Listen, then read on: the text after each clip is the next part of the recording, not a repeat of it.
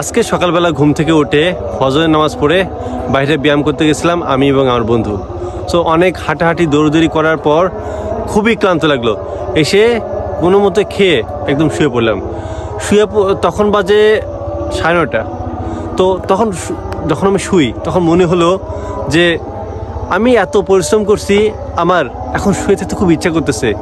বাইরে ঠান্ডা, অথচ আমার আব্বুর কিন্তু যথেষ্ট বয়স হয়েছে, কিন্তু তারপরেও ফ্যামিলিকে চালানোর জন্য আমার আব্বু তার মনটা চাচ্ছে যে সে একটু রেস্ট করবে, তার মনটা চাচ্ছে এই ঠান্ডায় লেপের মধ্যে শুয়ে থাকতে, কিন্তু আমার আব্বু থাকতে পারতেছে না। তাকে তার ফ্যামিলিকে বাঁচানোর জন্য হলেও বা আমাকে টাকা দেওয়ার জন্য হলেও তাকে বাইরে যেতে হবে, তাকে কাজ করতে হবে।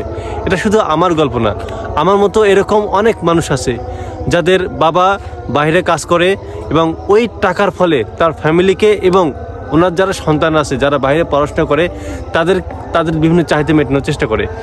তোমরা যারা স্কুলে আসো, হাই স্কুলে আসো বা কলেজে পড়াশোনা করো, অ্যাডমিশনে বা বিশ্ববিদ্যালয় যেখানেই হোক, তোমরা তো তোমাদের দিন পার করার জন্য তোমাদের বাবার কাছে তো টাকা না, তাই না, মাস শেষে।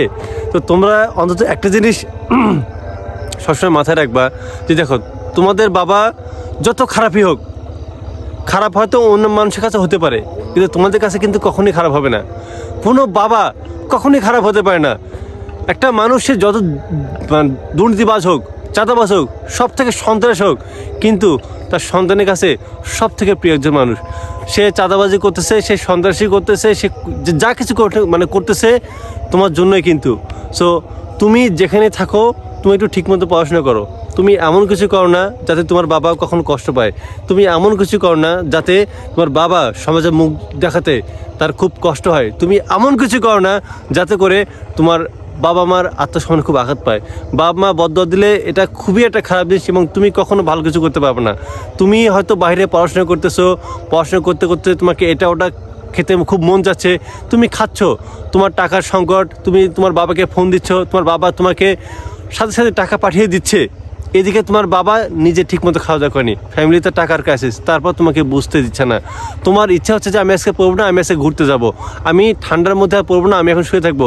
তুমি সব কিছু করতেছো, কিন্তু দেখো তোমার জীবনটাকে তুমি যেন অনেক ভালোভাবে পড়াশোনা করতে পারো, তুমি যেন 2 মুঠো খুব ভালোভাবে খেতে পারো, তোমার বাবা ঠিকই পরিশ্রম করে যাচ্ছে, তুমি হয়তো দেখতেছো না। তাই তোমাকে যে কাজে তোমাকে পাঠিয়ে দিক বাইরে, তুমি সেই কাজটা মন দিয়ে করো। তুমি পড়াশোনা করো, নিজের কাছে সৎ থাকো। তোমাকে অনেক দূর যেতে হবে, তোমাকে নিয়ে তোমার বাবা অনেক স্বপ্ন। তুমি জানো যে তুমি যখন বাইরে থাকো, তোমার বাবা তোমাকে নিয়ে কত স্বপ্ন দেখে।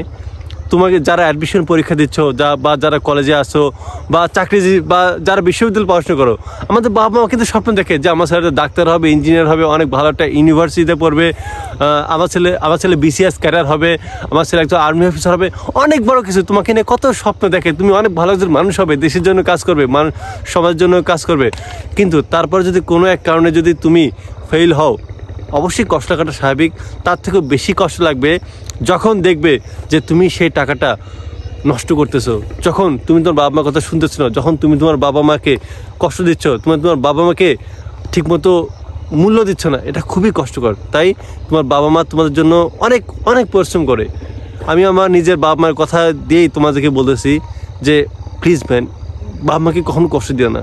বাবা মার জন্য সর্বোচ্চ স্যাক্রিফাইস করো, জীবনটা অনেক ভালো হবে। জীবনে যা কিছু হোক, বাবা মাকে কখনো কষ্ট দিবা না। তাদের জন্য যত স্যাক্রিফাইস করা যায় তুমি করবা। তোমাকে পড়াশোনা যেন পাঠিয়েছে, তুমি মন দিয়ে পড়াশোনা করো। আর এমন কিছু করো না, বারবার অনুরোধ করতেছি, এমন কিছু করো না যাতে তোমার বাবা মা কষ্ট পায়। তোমাদের সবার জন্য শুভকামনা এবং তোমরা অনেক ভালো পড়াশোনা করো, অনেক দূর এগিয়ে যাও, তোমাদের বাবা মার স্বপ্ন পূরণ করে এই দেশের এবং এই সমাজের জন্য তোমরা কাঙ্ক্ষিত কাজটা করবে, এটাই আমার প্রত্যাশা।